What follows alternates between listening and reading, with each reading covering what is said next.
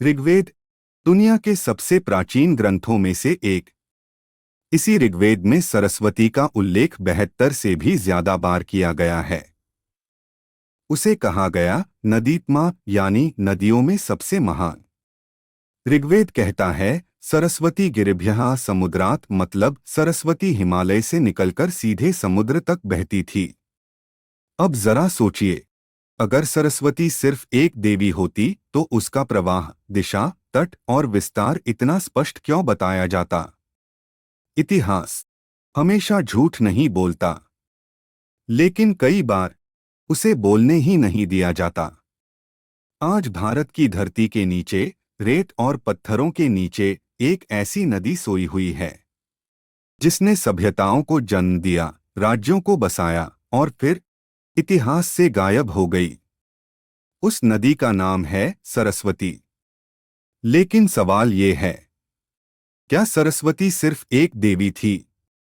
कोई भी ग्रंथ किसी काल्पनिक चीज को भूगोल की भाषा में नहीं लिखता। सरस्वती वेदों में पूजा की नहीं, देखी गई नदी थी। अब आते हैं जमीन के नीचे छुपे सबूतों पर।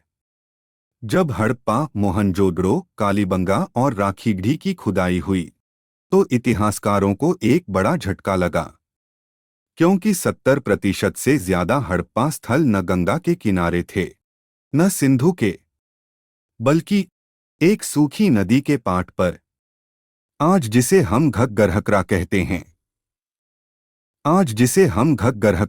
हैं। और वैज्ञानिक मानते हैं यही प्राचीन सरस्वती नदी थी। सवाल उठता है, अगर सरस्वती कभी थी ही नहीं तो दुनिया की सबसे उन्नत सभ्यताओं में से एक यहाँ क्यों फली फूली? सभ्यताएं रेत पर नहीं बसती, वे पानी के किनारे जन्म लेती हैं। अब आते हैं आधुनिक विज्ञान पर।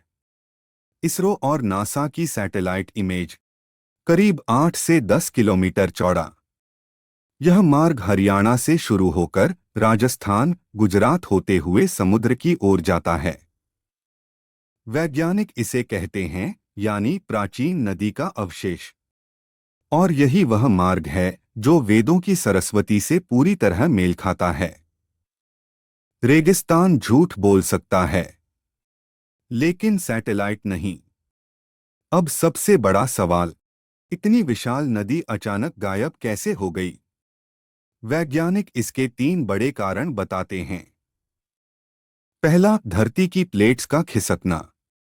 हजारों साल पहले भूकंपीय बदलाव हुए, नदियों की दिशा बदल गई। दूसरा, सतलुज और यमुना अपना मार्ग बदलकर दूसरी नदियों में मिल गईं। सरस्वती अकेली रह गई। तीसरा, जलवायु परिवर्तन। मानसून कमजोर पड़ा, हिमालय से जल आना कम हो गया।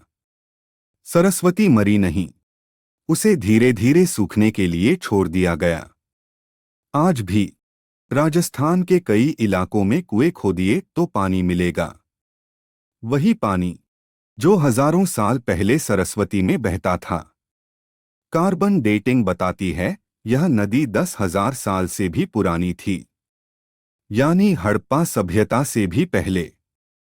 यह आस्था नहीं, यह विज्ञान है। तो फिर सवाल ये है, इतिहास की किताबों से सरस्वती क्यों गायब है? औपनिवेशिक इतिहासकारों ने वेदों को मिथक कहा, भारतीय ग्रंथों को कल्पना मान लिया गया, और जो इतिहास बाहर से लिखा गया उसमें भारत की आवाज दब गई। सच ये है, जिस इतिहास को अपने लोगों ने नहीं लिखा वो पूरा कभी नहीं होता। तो फिर सवाल ये है, इतिहास की किताबों से सरस्वती क्यों गायब है?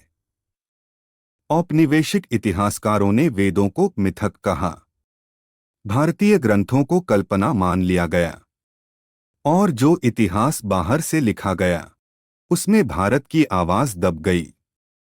सच ये है, जिस इतिहास को सरस्वती कोई कल्पना नहीं थी, वह एक नदी थी, एक सभ्यता थी और एक सच्चाई थी जो समय, प्रकृति और राजनीति के नीचे दब गई। आज अगर हम सरस्वती को पहचानते हैं तो हम अपने इतिहास को वापस पा लेते हैं। क्योंकि जो अपनी नदियां भूल जाता है वो अपना भविष्य भी भूल जाता है। अगर आप मानते हैं कि सरस्वती मिथक नहीं, इतिहास है, तो इस डॉक्यूमेंट्री को शेयर कीजिए। क्योंकि सच्चाई तब तक जिंदा रहती है जब तक कोई उसे बोलता है। अगर सरस्वती वापस लाई जाए तो क्या भारत का भविष्य बदलेगा? अगर आप मानते हैं कि सरस्वती मिथक नहीं इतिहास है, तो इस वीडियो को शेयर करें। क्योंकि सच्चाई तब तक जिंदा रहती है जब तक कोई उसे बोलता है।